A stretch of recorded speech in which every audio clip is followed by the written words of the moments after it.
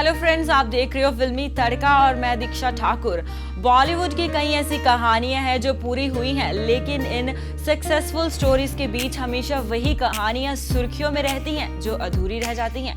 यह इंडस्ट्री अधूरी कहानियों का गवाह है। यहाँ आए दिन कई रिश्ते बनते हैं तो कुछ पुराने रिश्ते टूट भी जाते हैं। आज हम इस खास रिपोर्ट में बात करेंगे अमिताभ बच्चन और रेखा जी की, जिनकी ये कहानी अधूरी रही लेकिन सुर्खियों में बनी रही। तो चलिए फिर जानते हैं इनकी अधूरी दास्तां के बारे में। अमिताभ बच्चन और रेखा की मुलाकात फिल्म दो अनजाने के सेट पर हुई, लेकिन किसे क्या पता था इस सेट पर सचमुच दो अनजाने एक दूसरे को जानने लगेंगे और बिल्कुल भी अनजाने नहीं रहेंगे। यहाँ इस फिल्म में दोनों का प्यार शुरू हुआ। वहीं रेखा की खूबसूरती के लोग कायल थे और वो साउथ इंडियन एक्ट्रेस से बॉलीवुड की मलिका बन गई। इसके साथ दोनों ने कई एक साथ फिल्में की, जिसमें खून पसीना, गंगा की सौगंध, मुकद्दर का सिकंदर और कई फिल्में भी शामिल हैं। इसकी शुरुआत में ही दोनों के बीच दोस्ती हो गई और प्यार हो गया। शुरुआत में दोनों अपने एक दोस्त के बंगले में मिलते थे, तब किसी को भी इनके प्यार के बारे में पता नहीं था। लेकिन इस बात का तब सबको पता चला जब अमिताभ बच्चन ने रेखा के लिए मारपीट की। आपको बता दें कि जब वो शूटिंग कर रही थी तो उनके को स्टार रेखा को परेशान कर रहे थे, जिस बात से परेशान होकर अमिताभ बच्चन ने उसके साथ मारपीट की। आपको बता दें कि किस्सा गंगा की सौगंध फिल्म का है। इसके बाद लोगों ने रेखा और अमिताभ के प्यार के बारे में खूब बातें की और दोनों सुर्खियों में भी रहे। सबको इस बात का पता भी चल गया। इस दौरान जब नीतू सिंह और ऋषि कपूर ने शादी की तो यहाँ रेखा सिंदूर और मंगलसूत्र लगाकर पहुंची, जिसके बाद लोगों ने कयास लगाना शुरू कर दिए कि अमिताभ और रेखा दोनों ने शादी कर ली है।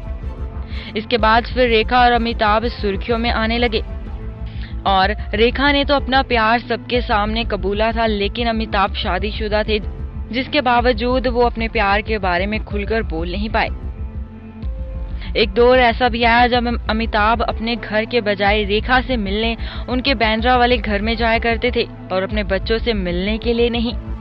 कहा यह भी चाहता है कि जया ने एक बार रेखा को घर पर चाय के लिए बुलाया। दोनों ने बहुत बातें की। जया ने रेखा को कुछ भी नहीं कहा, लेकिन जब रेखा जाने लगी तो जया ने उनसे कहा कि वो अमिताभ को कभी नहीं छोड़ेंगे, जिस बात से रेखा परेशान हो गई और वो मीडिया में जाकर जया के बारे में बातें बनाने लगी। इसके बाद तीनों को एक फिल्म में कास्ट किया गया, जिसका नाम सिलसिला रखा। ये फिल्म अमिताभ और रेखा की आखिरी फिल्म थी। इसके बाद दोनों की केमिस्ट्री ऑफ स्क्रीन और ऑन स्क्रीन बिल्कुल खत्म हो गई। ये फिल्म भी फ्लॉप हो गई, लेकिन ये फिल्म आज भी हिंदी सिनेमा के क्लासिक फिल्मों में गिनी जाती है। इतना ही नहीं, इस फिल्म के बाद अमिताभ और रेखा का सिलसिला भी यहीं पर समाप्त हो गया।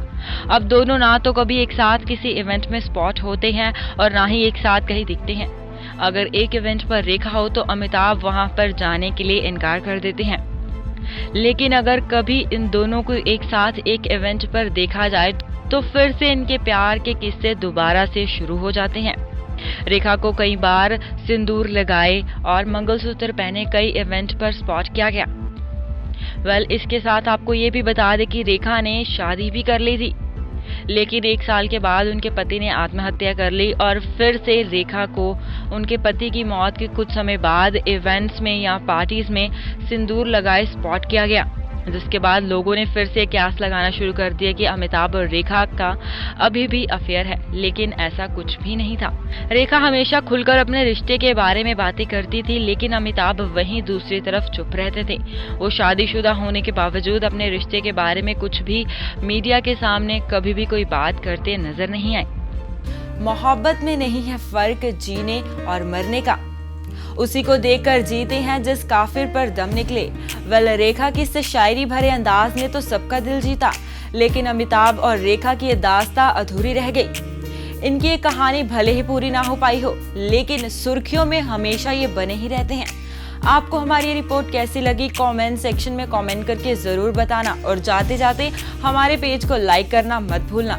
तब तक आप रखें अपना और अपनों का ख्याल और देखते रहें फिल्मी तड़का।